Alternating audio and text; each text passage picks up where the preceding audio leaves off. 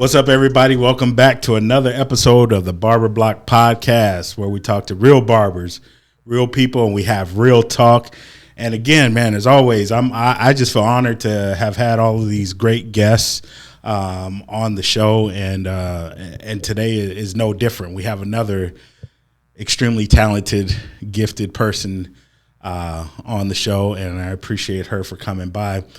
You all help me welcome Jessica, the lady, Tazz, the barber.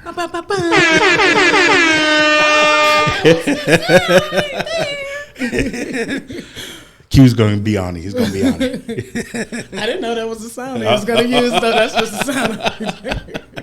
We got to have the pium, pium, pium, pium, you know? Everybody's got to have that one. Well, welcome to the episode. We certainly appreciate you coming by. And, watches, phones, they all go off.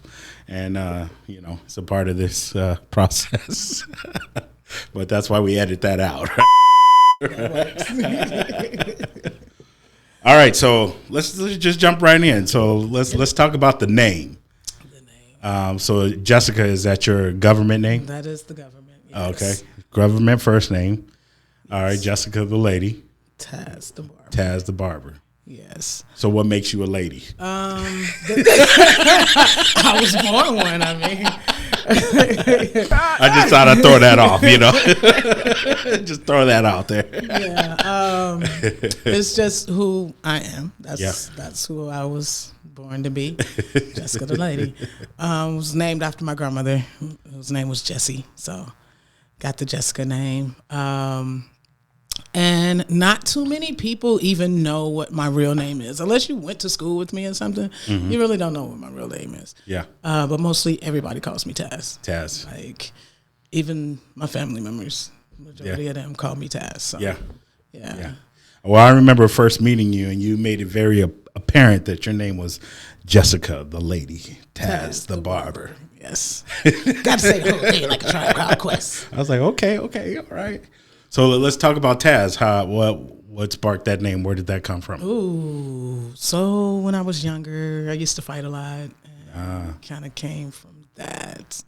It's a whole story behind it, which I'm not going to even bring up. But growing up, I remember when I hit my 20s, and I got the name like in the 9th grade. Okay. So I hit my 20s, and I remember my grandfather was like, "You need to let that name go. It's like it came from something negative, and people are always gonna see that negative side of you." And I was like, "No, I'm gonna keep it because I can change it into something good and something positive, And he was like, "Yeah, whatever. You need to let it go." And I just refused to let it go because I said, at some point I'm gonna change it into something positive. I used to be married, left my ex-husband, and moved out here to Arizona and started going to Barber School. And that's when the name came about, when I was in Barber School. And I was just like, you know what? Yeah, I'm a beast with these clippers. and I've always cut hair since I was 12. So, it just made sense for me to keep the name. And Jessica the lady, Tazz the barber. Tazz the barber. Yeah. So you got, are you bipolar? Split personality. No, schizophrenia. Not exactly. No? You get exactly what you get. Okay. You get exactly what. I'm chill until I'm not. Okay. I got you. So where are you originally from? I'm originally from Little Rock, Arkansas. Little Rock, Arkansas. Okay, so you were born and raised there, and what brought you to Arizona? Why Arizona? I was going through a divorce. I had moved to Houston first, and it was still a little too close to home. And my mom was out here, so I told my mom, I was like, "Man, I need to get further away."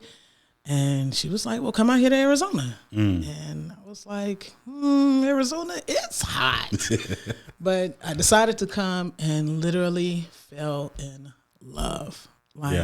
It just turned into something that I didn't imagine. Yeah. And now I be trying to think of, like, if I were to go somewhere else, where would I go that would have this same type of energy? Yeah. You know what I mean? And that's what makes me stick around. Yeah. I love the energy here. There is no place that you've thought of, or There's no other place that I've thought of other than San Diego, but California is just so freaking high, and expensive. Yeah, there's some weird stuff going on over that way. So I'd rather stay here in a neutral little place, right. Right here in Arizona. I feel you on that one. I'm originally from San Diego, so by way of LA and all of that good stuff, and been here for 20 years. So, and that was the reason why we left, because it was just too expensive, Yeah.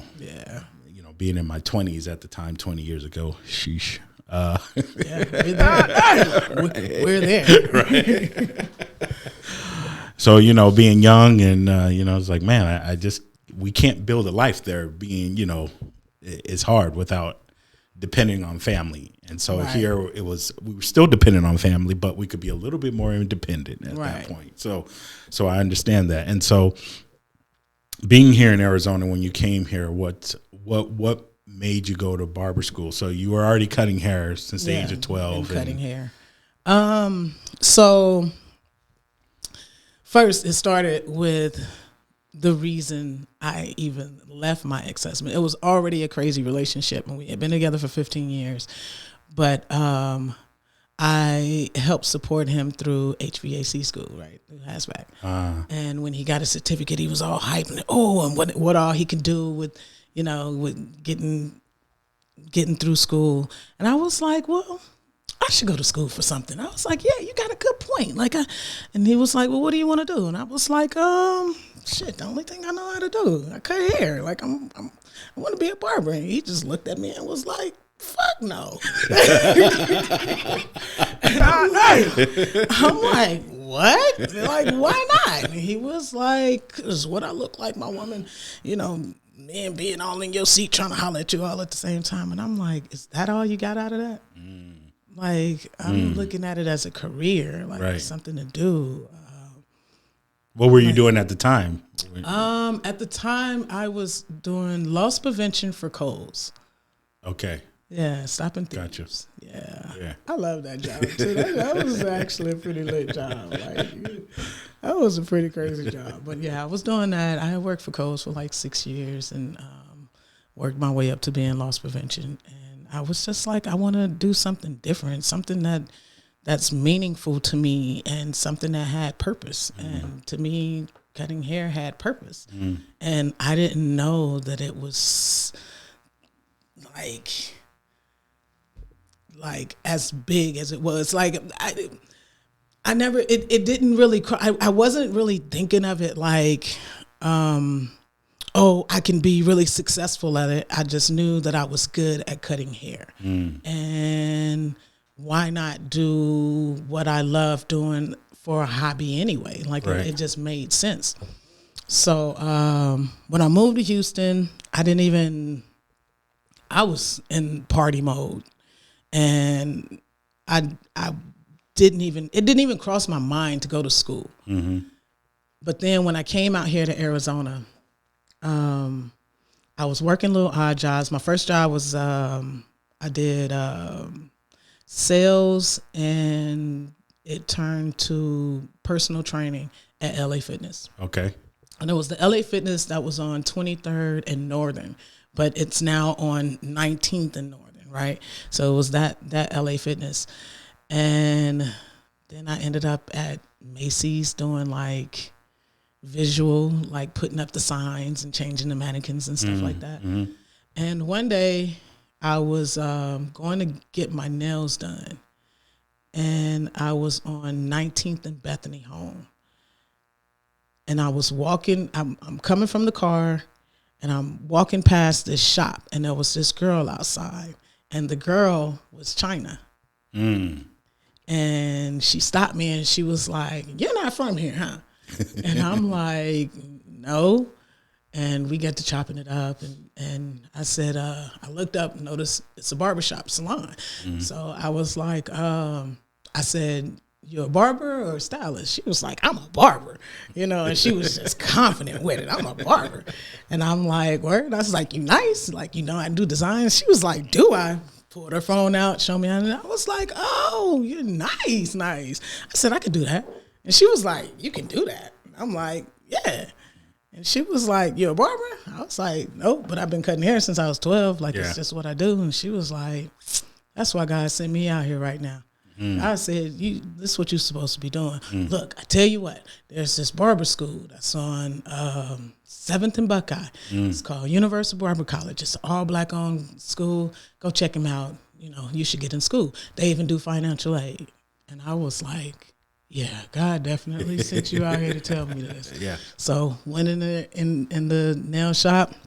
As soon as I sat down, I just started pulling it up. Like, boom, let me check this out. And what year was this around? This was 2010. 2010. Okay. Yeah. Okay. Actually, I didn't get in school until 2011 because, you know, they had their times where they actually, you know, get new students. So went, checked them out, got the brochure, and they wasn't doing a new set of people, I think, till like 3 months, something like that. So I had to wait it out. It was 2010 when I talked to her, but it was 2011 by the time I actually got in school. Gotcha. But I did all the paperwork, did the financial aid, everything, and boom, got in school. And I was like, this is where I'm supposed to be. Yeah, and ever since then, it has been the most amazing journey of my life. So let's take it back a little bit to when you were 12. What was that first pair of clippers you had? Or what was that experience like? So actually, we're going to take it back to when I was 10 because that's when it really started. Okay. When I was 10. My little sister was... she's just nerve-wracking all the time. So in order for me to get my sister back, I would take her dolls and take my stepdad's clippers and cut all the hair off her dolls. Because they don't grow back. Yeah, we had this big closet, and I would take her dolls and like toss them all the way to the back of the closet. So my mom was spring cleaning one day, and she finally ran across those dolls, all the pile of dolls. And I said, "I can't find my dolls. I can't." That's where they were. They were piled in the back of the closet with all their hair shaved.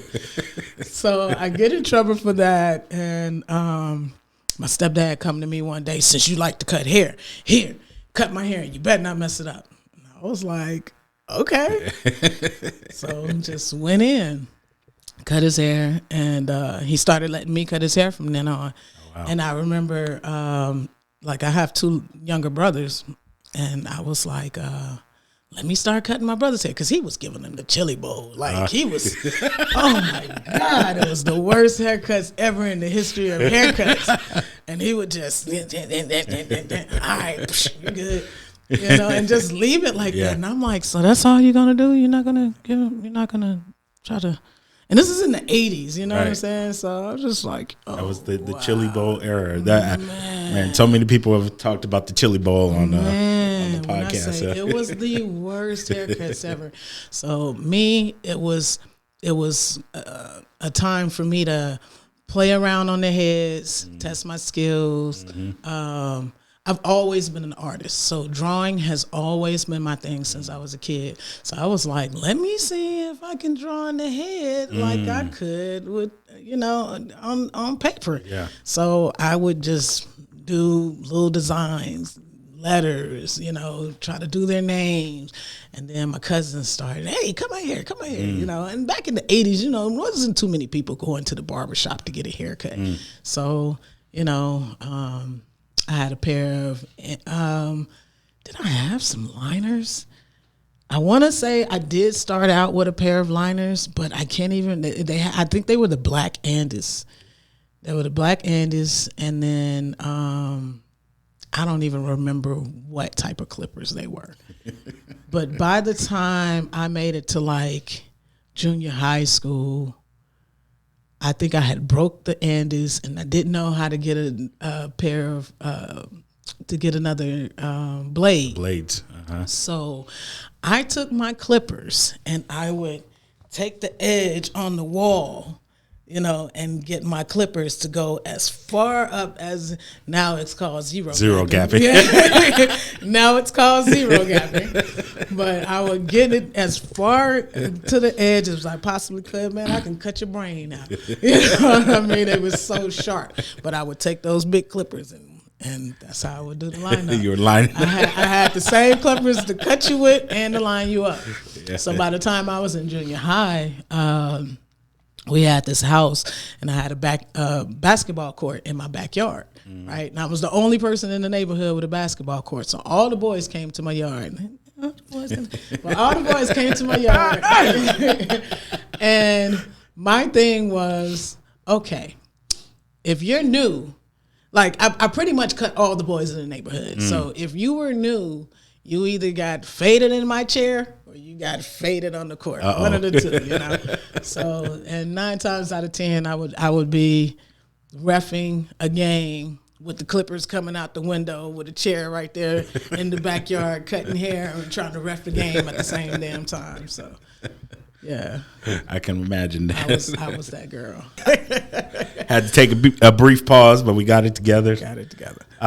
So you're fading them on the court. You're fading them in the chair. You're reffing from the window with somebody in the chair. So you just got a lot going on, and so you become this neighborhood celebrity, so to speak. Yeah, the neighborhood celebrity barber. Everybody knows now. Were they calling you? They were calling you Tazz at the time. Okay, so they knew who you were. Yeah. Not only that, but whatever other ruckus you was calling. Actually, I was still, when it first began, I was still Jessica. Okay. So yeah, I was still Jessica at that time. Yeah.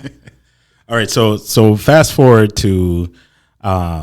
You come into Arizona. You said the divorce is what kind of caused you to move. Mm-hmm. Well, not kind of. Mm-hmm. It did cause you to move. Yeah. You went to Houston. Mama's here in Arizona, in Phoenix. Mm-hmm. You're like, okay, I'm headed to Phoenix. I'm coming. Get into Barber School at Universal.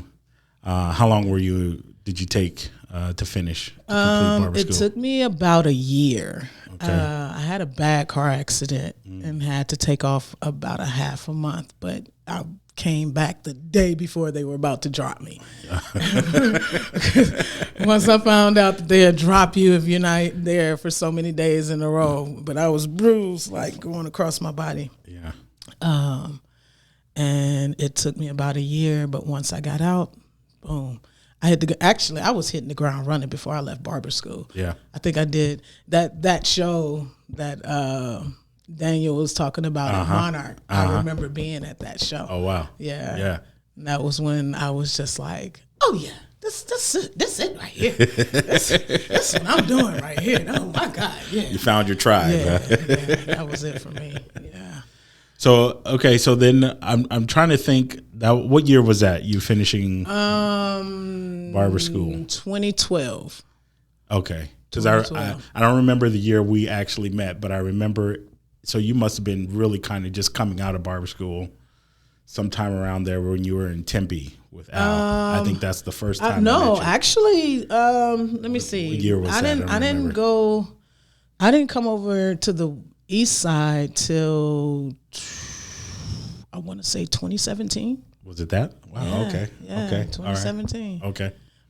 So what happened in between there, coming out of school before I met you?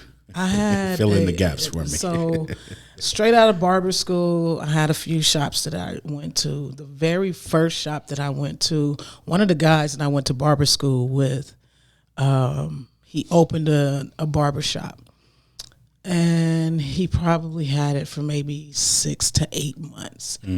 And the problem was, one of the biggest reasons why he only had it for a short period of time was because everybody that he hired, we all came from school together. So it was like, him still in the process of learning how to run a business. Yeah. Us still in like all of us, including himself, all of us are still in the process of learning how to be barbers. You know what I mean? So, mistakes being made. Nobody there to fix the mistake for real. You know what I mean? So was there first. And then the first booming barbershop that I went to was an all Hispanic barbershop called Ray's. And it was like on 93rd and Lower Buckeye. And I was like the only black person working in that barbershop, one of the only females working in that barbershop. Right. But I learned a lot, and I wanted to go because Hispanics cut hair a lot different than black people, you know. And I've already that's what I've been doing my whole life, so I know how to do us. Right. I want to learn how to be proficient in everybody, right? Yeah. So watching Hispanics, especially doing barber battles, you know, and their clip over comb game, it's like, you know, so I was like, that's what I want to be on right there. So that's what I would sit up and I would watch them every day and be like, dang, they are really fast at that. Like, that's what I got to get on. So got to working there. I worked at Ray's for maybe 6, 7 months, 8 months. He had 4 shops around the valley. That one on 93rd and Lower Buckeye. He had one on 51st and Northern. He had one on 51st and Southern, and he had one on 21st and Southern. Was it 21st? I think it was 21st. This is all avenues. All in the avenues. Yeah. Okay. So I had you know, when he needed help at different ones, I would go to the different ones. So I went over, he sent me over to 51st and Northern, which was a lot closer to where I live. So I was like, okay, I stuck over there for a little bit, and then he ended up selling it. And when he sold it, I decided to stay with the person that bought it. And it was this Russian guy. I think his name was Eric. So stuck over there for a while. And then when I left from there, I went to another level. Went to another level, did another level for maybe a few months to a year. And then the relationship that I was in at the time, my girlfriend, her niece was graduating, and she's from Buffalo. So she was like, let's go to Buffalo for my niece's graduation. Okay, bet. Get to Buffalo, and I run into this guy that owns a barbershop and get to talking to him. And I was like, well, I'm out here for a couple of weeks, you know, let me. Can I get a spot? Yeah, let me work while I'm out here for these couple of weeks. And he was like, a couple of weeks? He was like, let me see how you cut. Blazed a little haircut. At the time, this is like 2014. Okay. So at the time, there wasn't very many female barbers out there in Buffalo. So it was a big deal for me to be out there. And he was like, man, you kind of making noise over here. You should stay a little longer. So we just stayed the whole rest of the whole summer pretty much. We stayed from like June all the way to September. Oh, wow. And then we left right before the biggest storm had hit in Buffalo at that time. And I came back. When I came back, I ended up going to level 10, which was on 59th and Olive, right across the street from GCC with my boy Ty. There was 2 other guys that I went to barber school with that also worked in that. Actually, 3, because the one who owned the barbershop that I worked with when I first got out of barber school, he was working over there too. So it was 3 of us. He had like 8 barbers, and there was only 1 female barber, me, 1 white boy, the dude Nate that I went to barber school with, who is still like the closest person that I'm to from barber school, and a Hispanic dude, the one and only Hispanic dude, and that was Ramon. I used to call us the 3 of a kind because we was like the 3 that was like, to me, the best 3 in the whole barbershop out of everybody. Yeah, but everybody was amazing at what they do, because Cardi was over there before he went and opened up his 24K Cardi. My boy Montana was over there. Montana went to school with me as well. So it was some pretty dope heavy hitters over there. And then Ty that owns it, like, he was a barber too, but once he had a full barbershop, he just quit cutting. When I came, he was like, hey, you taking my seat. Go right ahead. Y'all do your thing. So ended up over there. Where did I go after I left there? Actually, that's when I came over here to the east side. And when I moved over here to the east side, I moved in a barbershop. Kool-Aid had first. And matter of fact, him and Daniel Sin had that barbershop together. Right. That's what brought me over here to the east side. And I started working with Kool-Aid. Daniel Sin wasn't working there because he already had his spot right there on Mill. Yeah. So maybe that's where I first met you, in that shop. Yeah, I think so. Okay. I think so. Yeah. And then when I left from Kool-Aid, then I went over with Al Cutter. Yeah. And Al Cutter was in a suite first. And he and I was in that suite right there on Mill and Baseline. And then we went and opened the shop right upstairs. On the second level, yes. Yeah. On University and the 101. Yeah. Left from there. Well, Al Cutter left. I went home, started cutting from home and just trying to figure out my life and figure out where I wanted to go, what I was going to do. And then Ali from Nappy by Nature ended up buying it. And he hit me up and was like, yo, I got the shop. You want to come back? And I'm like, shit, yeah, why not? I was used to being there. He had changed the whole entire look of it. And I went back, and then life started lifing. And when life started lifing, I ended up leaving from over there, going over to Tempe Marketplace at Telemade Fades, and then life some more. And that's when I came home from that, I decided to get my own spot. Yeah. That's when, yeah. And what is your own spot called now? Her Honey Spot. Her Honey Spot. Yeah. Nice. And where's it located? I'm in West 6 off of 6th Ave. Oh, yeah. 6th Street. I don't know why I just said 6th. 6th Street and Mill Ave. Okay. So it's in the West 6 Towers. Yeah. Yeah. So you have a suite there. Yeah, okay. Signature Salon Suites. Signature Salon Suites. Okay. Yeah. Awesome. So now you talk about life started lifing, you know. Life was lifing. Are you okay if we go there? Yeah, we can go there. So tell me about life and what was going on. So 2018, for the 4th of July, I decided I'm going to go to Vegas. Go and hang out with a friend in Vegas. And coming back from Vegas, she was like, take my car. I'm going to go to Miami. You just drive back to Arizona, and I'll get my car from you when I come back because I'm going to fly back to Arizona. Okay, bet. Leave early in the morning. So goofy me at the time had my medical card. I'm smoking weed, and that's when I was smoking heavily.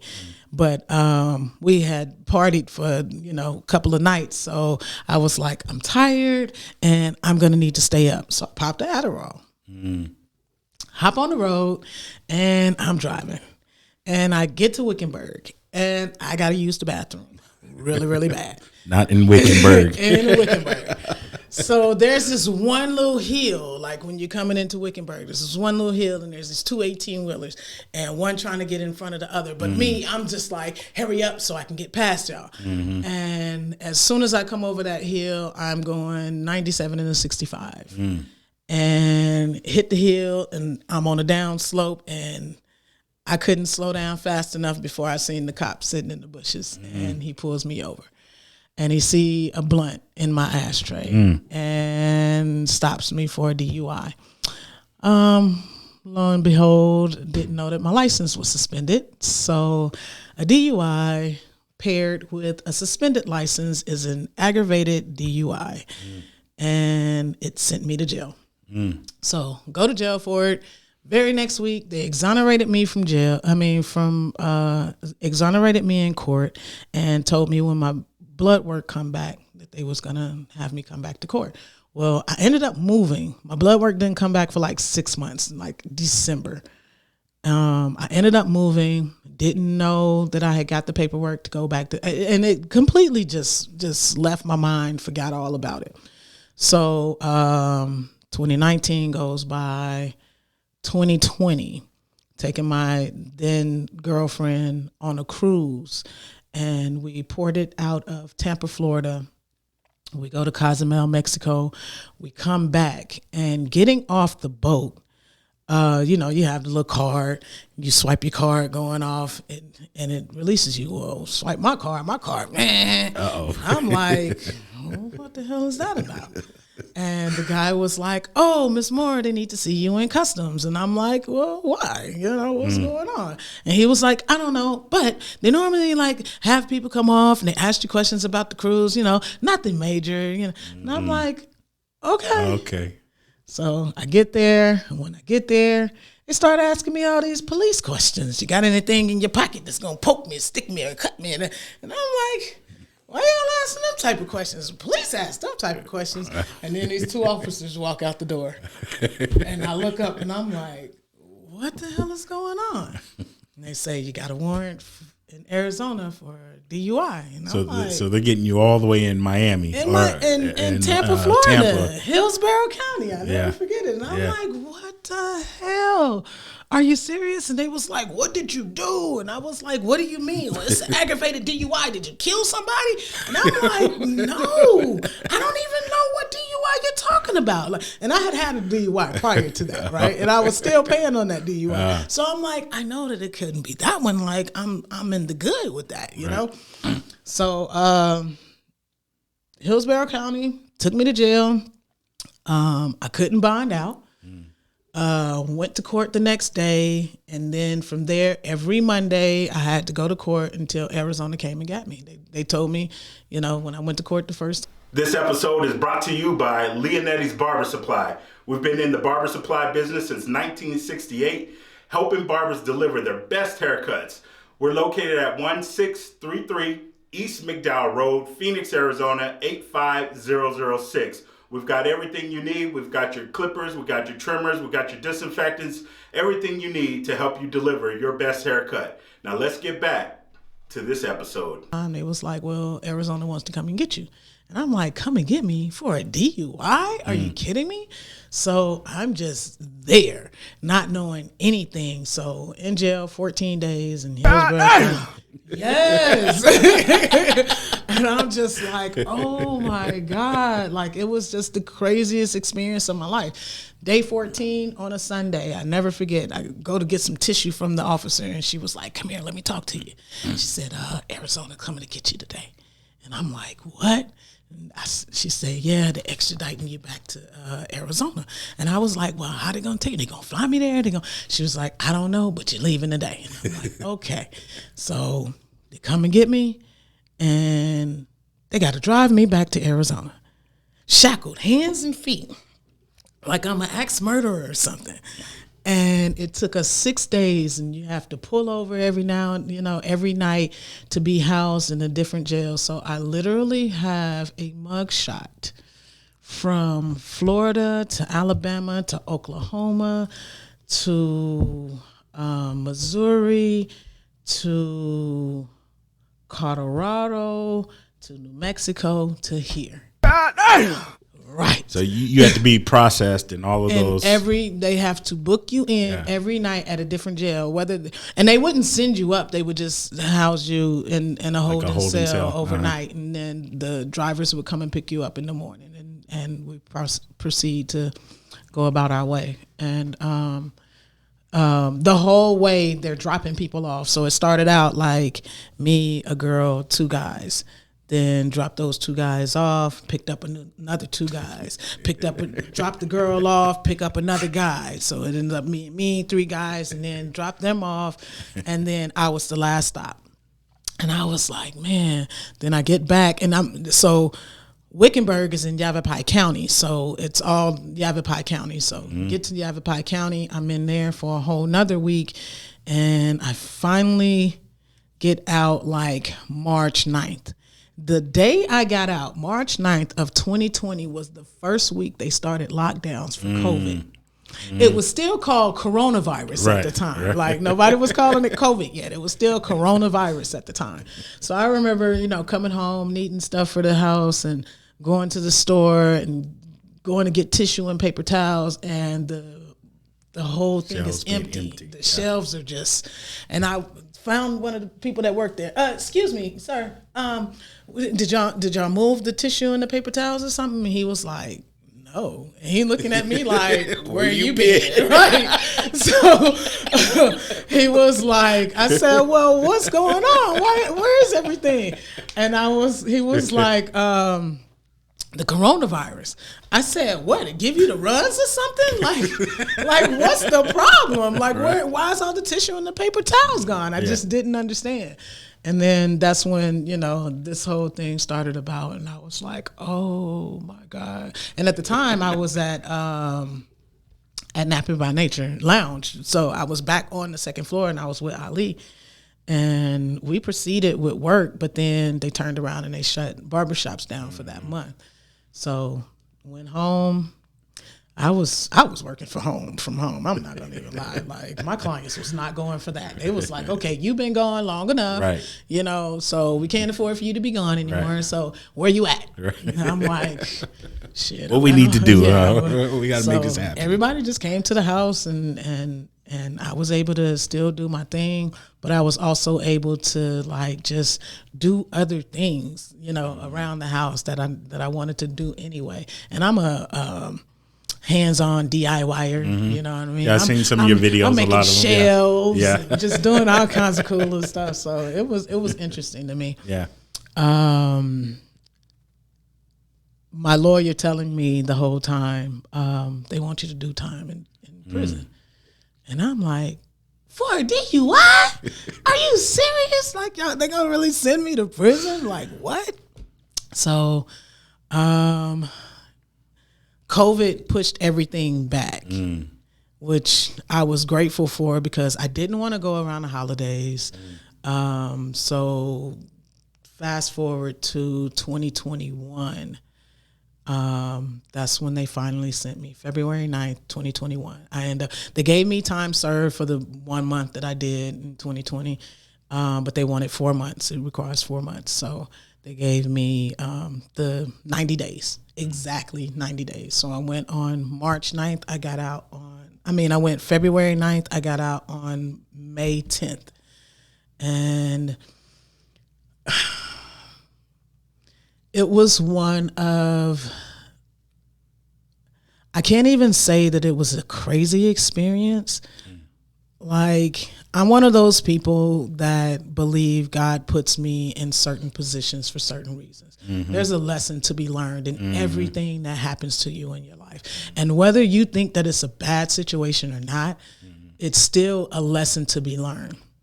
So it was one of those situations where God needed me to sit down and so I could be able to listen. He needed to isolate me and have me by myself so that I can listen. And the craziest part is while I was in the county jail in Yavapai, they put this white girl in my room and she was asleep for like 2 days. But when she woke up, I'm sitting on my bed. I had just got done meditating and she was about to say something to me and she looked down and see my wristband and she was like, ooh, wow, God must think you're special. And I was like, huh? I looked up. What are you talking about? And she was like, she was into numbers and she was like, just the numbers on your wrist with your birthday and all of that. And she said, you're about to go to prison. Now, she don't know me. She don't know who I am, any of this. She said, you're about to go to prison.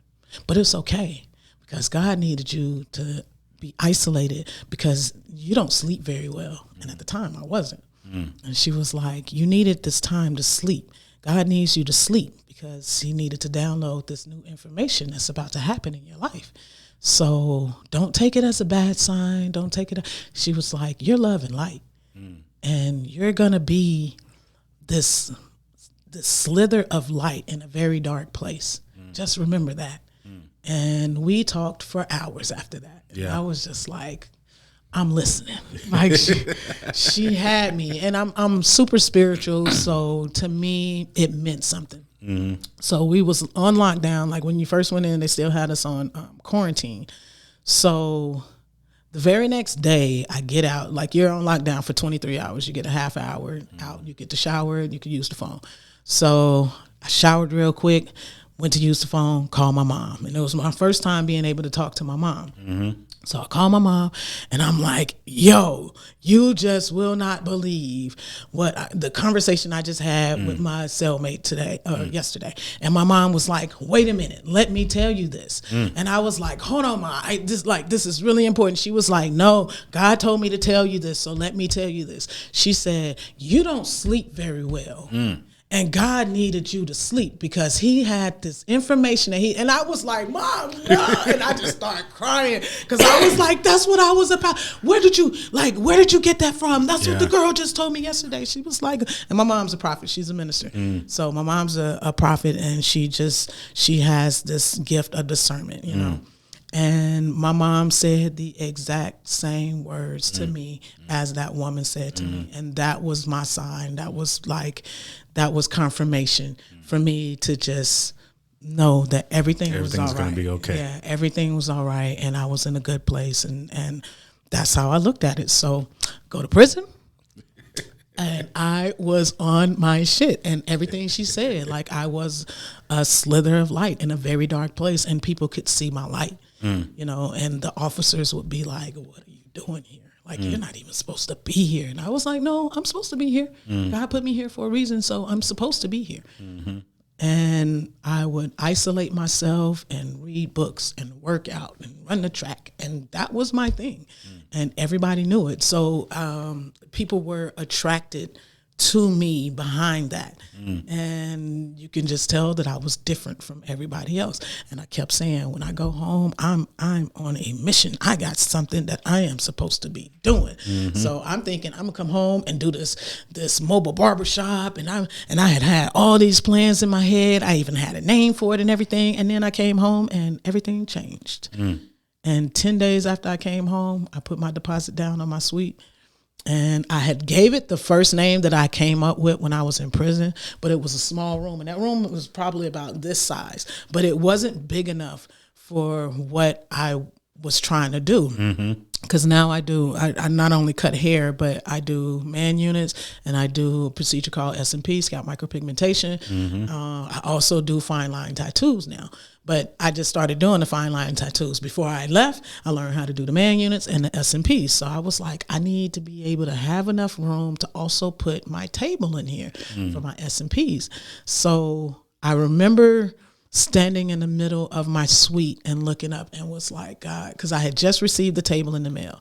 And I looked up and I was like, God, whenever you're ready to move me to a new spot, I'm ready. Like I'm walking in faith, and you know, this is whatever it is that you have for me, I'm ready for it. So just do whatever you're gonna do.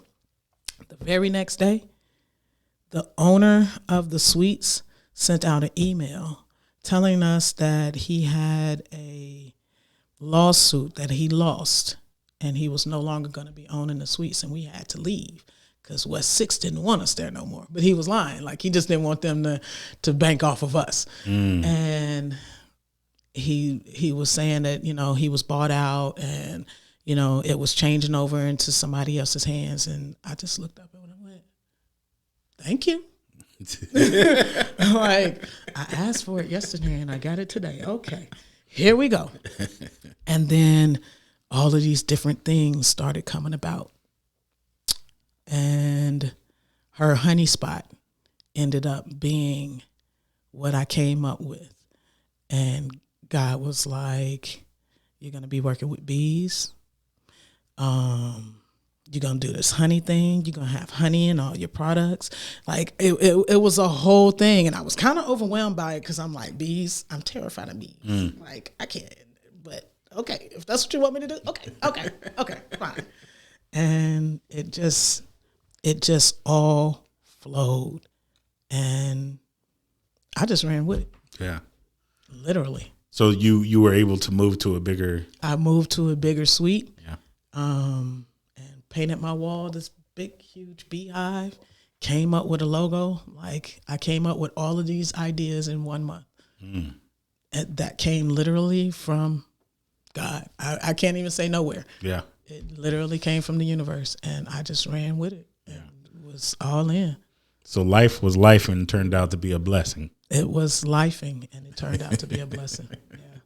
So you got what you needed. You got the space. You were able to create the space, and you said you do the man units, SMP, fine line tattoos. I hadn't heard that one. Explain that to me. What like that? the little bitty tattoos, and I tried to do my own hand, so just little small fine line. Tattoos. Gotcha. Exactly what it says. Yeah, little names. Gotcha. Stuff like that. All right. So you've got these skills. You're honing in on what exactly that you want to do. So what's next for Tazz or Jessica? Jessica, the lady Tazz, the barber, is going. What's next for both of you? We want to do something bigger. I don't want to just stop at this suite. I see myself doing more. My only thing is making sure that I make the right decisions. So I keep asking God, okay, how do you want this to flow? And again, it's me. I'm never in control of how things work. It's completely out of my hands. I just ask God, okay, when do you want me to move? When am I moving? What am I doing?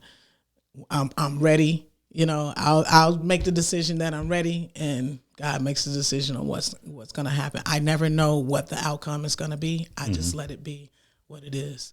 And a lot of times when I make plans to do something, shit don't never go the way that I plan on doing it. Like, it never goes through. But it always ends up being the best decision for me.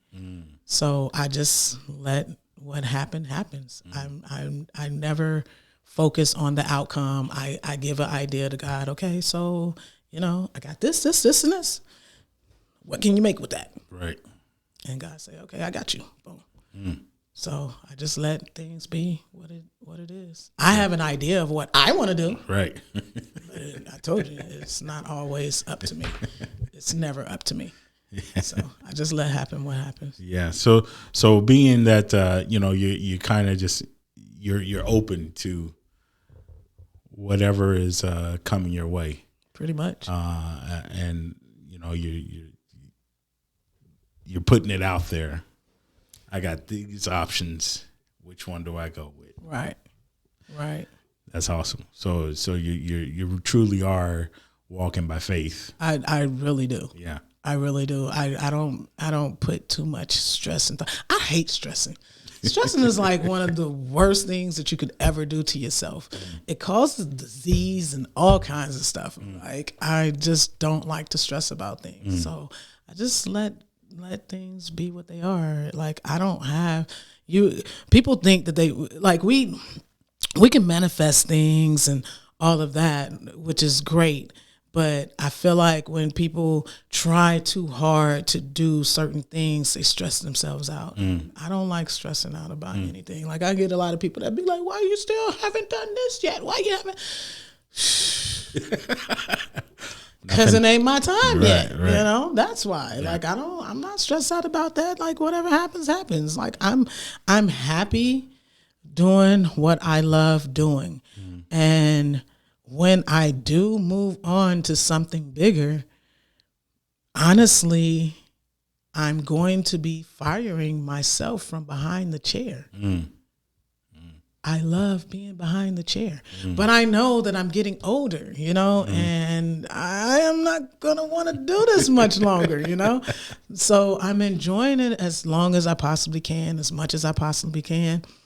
But I know that when I make this next move is going to be so big that I'm going to be removing myself from the chair. Now, is there anyone that gives you inspiration of, like, everybody? Yeah. Like, there's so many barbers. When I first got out of barber school, like, I was so heavy on social media and the Pacinos and Mark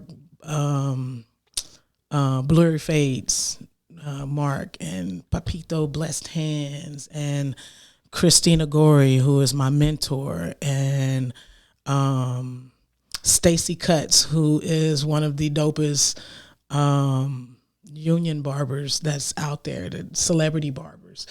That cuts pretty much everybody, and that's who I was kind of trying to mimic myself after when I first decided to do this. You know, and I learned about Stacy Cutts, and then her and I met, and we just became, you know, good friends. And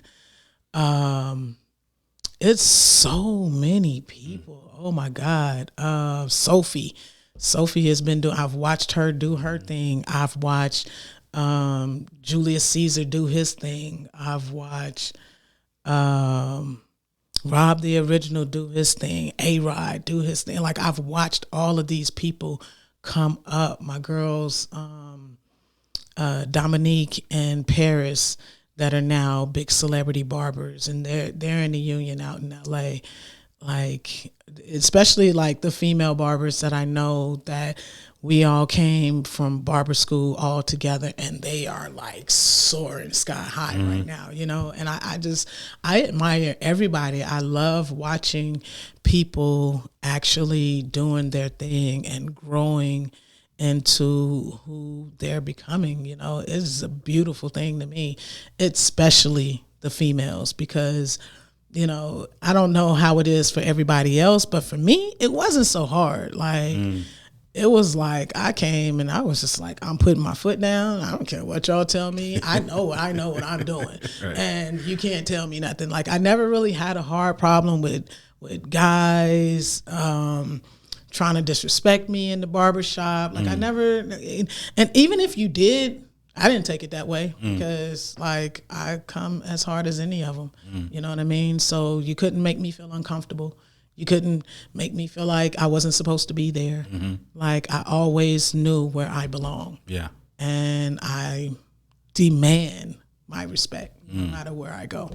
So for me, it's watching everybody do their thing. And even like Curtis Smith. Like, Curtis Smith is a big one that has exotics products. Yes. You know? That's my guy. Like, I know pretty much. I went to Barber Brothers a couple of times and met a lot of them. The very first year, what's his name? Bishop T.D. Jakes has a convention that he does. Off the top of my head, I can't even remember the name of it.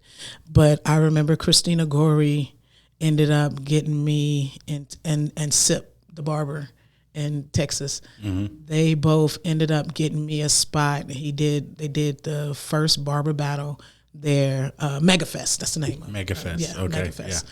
So they did a barber battle at Megafest, and they got me a spot at Megafest. So I was able to show my skills and do my thing. So I've pretty much been in a bunch of different places here and there, and then, like I said, life started lifing, and I just kind of fell, you know, behind on the scenes, but I'm still here doing my thing, you know. Yeah. I respect and love everybody that's been just out there doing it, they're killing it, you know. So yeah, there's not one person that I can say, oh, they suck and I really don't like them. No, I love everybody, and I love seeing everybody do. Yeah, that's cool, because one of the things that you hear, or I've heard going into shops, is a lot of barbers hating on other barbers. And maybe, I don't know how it works in other states, but seemingly in Arizona, it is. It happens. It happens. Yeah. And so, I don't know if it's really ego trips or if it's really jealousy. Or sometimes it's ego, or sometimes it's they've worked together and then didn't see eye to eye, and because they didn't see eye to eye, and I've had my moments with certain barbers, but I still never take from them their craft and what they do. Now, if they suck as a person sometimes, then, there's nothing I can do about that. That's and I can't even say that's who they are. That's who they allow their egos to make them be when they don't have to be that way, And it's some barbers that's like that, but if I still rock with you. I still appreciate what you do in this game. I still, but if we don't see eye to eye, like I'm cool with you be over there, I'll be over here. You know what I mean? When we see each other, I'm not gonna be rude. I'm still gonna speak, and I greet everybody with a hug. You know what I mean? So I'll still hug you. I'm gonna still dap you up. Whether you like me or not, I'm still gonna come for a hug or a dap. And if you don't like me, oh well, that's your problem. But yeah, I don't intentionally try to hate on anybody or be weird to people. Like I'm just not that person. So how you seem just to be a real, just laid back, just because I am. Because I am. But at the same time, very strong. Like you know what you want. Yeah, I'm a very strong-headed, strong-minded individual. You're not finna play me. Right. Tazz is Tazz for a reason, my guy. Now, like that's what I said. Like I am a super chill person. Yeah. Until I'm not. Right. And then you'd be like, oh my gosh, she's an asshole. So people do have the tendency of, oh, she's a bit of an asshole. I'm not an asshole. I'm just stern in how I feel and my opinion. My opinion is everybody has the right to their own opinion. So my opinion is my opinion and yours is yours. Right. Yeah. So just don't tell me that I'm wrong because you want to be right. Right. Like we're all right to ourselves. Right. So you do you, I'll do me. So what if you had some words of advice for up and coming barbers, female barbers? What would you say? What would be that one piece of advice that you would give? It's the one advice that I have for everybody. And another thing, I'm doing the apprenticeship program in my shop. So when I was at TaylorMade Fades, I had an apprentice under me. His name was Brother Darius X. Smart, intelligent young brother. Love Darius like that. That is my son. You know what I'm saying? Like that's my boy. The one thing I used to tell him all the time is no matter what you do in this game, always be accountable and consistent. Yeah. Be accountable and consistent. Your clients will love and respect you for it. For you being accountable and here when they need you. Now you can't always be there all the time. Things happen. Life gets to lifing. Yeah, life be lifing. But be as consistent as you possibly can. Be as accountable as you possibly can, and use that in every aspect of your life. Always be accountable and always be consistent. Yeah, that's awesome. So when Jessica the lady, no, you can use Tazz. Tazz the barber, puts the clippers down, turns them off, shuts off the lights in the shop. What is that life like? What do you do outside of this barbering career? So I used to party a lot, and I've put the partying to the side. I stopped smoking weed about 6 months ago. Quit drinking in February. So at this point in time in my life, I just really try to get back to me. So I love painting. I love drawing. I love reading books. Actually, I'm not going to even say reading books. I love listening to books because I can't sit down very long and read for too long. I get sleepy. So I put on I thought it was just me. No, I have a whole list on my Audibles, and I just listen to informative books that gives me, like, I listen to a lot of spiritual stuff, a lot of informational type of things and how to be a better me. So I just pretty much work on being a better person just in life in general. I try not to, and I hate using that word try. I don't like to be around. Like, it's something weird that's happening in the air right now, and I just don't like to be around a lot of people anymore.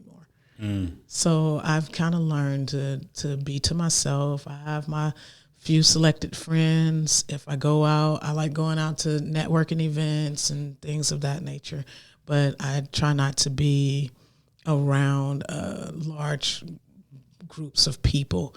I'm starting to get this weird social anxiety that I can't stand to have. And my social anxiety calls me to, let me grab a drink, just to be comfortable with being around people. But I don't want to drink anymore. So I kind of stay away from situations like that. And then also, I didn't say this, but I low-key kind of been diagnosed with breast cancer last month. And looking for a second opinion right now, and really don't want to claim it. So right now I've just been in this space of getting my health together. Gotcha. And being in that space of having better health and eating right and going back to plant-based eating and lots of fruits and vegetables, stuff like that. So just making sure that I keep the right type of people around me that aren't trying to influence me into doing other things and being in the same headspace as I am. Yeah. So that's working on you. Working on me, as always. Yeah. Yeah. It's very important. Man, Man, I don't know what to say. For me, I've actually come to grips with it. Yeah. I got the news March 23rd. I had to see a specialist on March 29th. On April 3rd, I had to have surgery to get this port put in my chest for them to start chemo. They want to go straight to chemo. They're going to do chemo first, and then we're going to remove the mass. And I'm like, I don't want to do all of that. Yeah. I don't no. And I don't want to cut these off and none of that. They're still nice. Like I'm good where I'm at, but this is what they're telling me. And for me, I've been the healthiest person ever. Like, I love still working out. I haven't worked, I just have my moments, and I'm like, okay, God, what's going on? Like, help me out here. Like, I accept what you're saying, but do I have to really accept it? Do I have to get a second opinion? Like, where am I at with this? So that's kind of what it is for me, just trying to figure out, what I cried on the 29th when I talked to the specialist. I am over that part. Yeah. I'm good with it. Now it's how do you manage and deal with it, and what's the next step? What's the next step without having to go into all this surgery? So I've just been researching holistic ways of getting rid of this thing, if that's what it really is, and what I need to do to stay healthy. There's I watch a lot of documentaries, so I that's kind of what my mind set me on. Like, okay, I can really heal myself.